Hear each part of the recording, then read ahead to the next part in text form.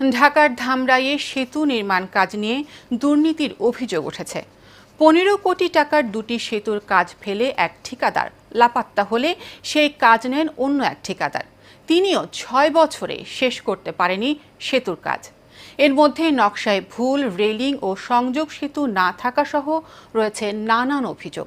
মোস্তাফিজুর রহমান বকুলের তথ্য ও চিত্রে বিস্তারিত জানাচ্ছেন সোয়েব সাত্তার লিজন। ঢাকার ধামরাইয়ে সোমভাগ ইউনিয়নের ফকটিয়া বংশী নদীতে 2019 সালে শুরু হওয়া সেতুটি নির্মাণ কাজ 2020 সালে শেষ হওয়ার কথা, অথচ 6 বছরেও শেষ হয়নি কাজ। উল্টো 3 দফায় 50% কাজ শেষ করে চতুর্থবারের মতো লাপাত্তা ঠিকাদার।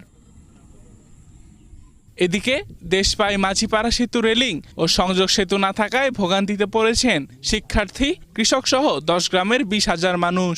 নৌকা দিয়ে যাওয়ার সাথে বাচ্চাদের অনেক সমস্যা হয়। এই যে গত বছর এই নৌকা ডুবে অনেক পোলাপান মনে করেন ক্ষতিগ্রস্ত হয়। অনেক লোক আমার বয়স্ক মানুষ অনেক লোক ফুল দেখে দেয় বলে, তারা খুব আফসোস করছে ফুলের লেগে।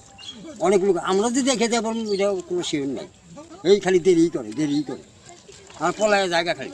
থানা ইঞ্জিনিয়ারের কাছে গেছিলাম, উনি বলছে কাজটা দীর্ঘদিন ধরে পড়ে রয়েছে, কোনো খোঁজ খবর তারা নিতেছে না। পরে উনারা যোগাযোগ করলো, ওনারা বললো যে আমরা 1 সপ্তাহের মধ্যে আসতেছি। তারপরে 1 সপ্তাহ গেলে কয় সপ্তাহ তার আর কোনো খোঁজ খবর পাই নাই, ফোন করলেও ফোন ধরে না। এদিকে ব্যাপক অনিয়মের অভিযোগের বিষয় জানতে চাইলে বর্তমান ঠিকাদার জানান, বিগত ঠিকাদার লাভের অংশ নিয়ে পালিয়ে গেছে। যে একটা প্রকল্পের লাভজনক যে আইটেমগুলা, এই আইটেমগুলা ওরা কমপ্লিট করে বিল উঠায় চলে যেত, বাকি কাজটা ওরা আর করতো না। যে আইটেমে লস হবে বা চালান থাকবে ওই আইটেমটা আর ওরা করতো। আর উপজেলা প্রকৌশলী জানান, দ্রুত কাজ শেষ করার জন্য তাগাদা দেয়া হয়েছে ঠিকাদারকে।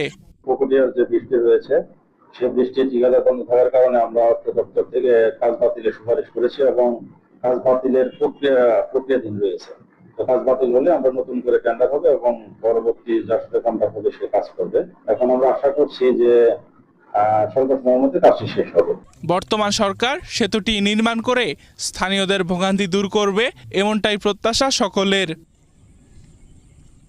সোয়েব সাত্তার লিজন, এশিয়ান টেলিভিশন।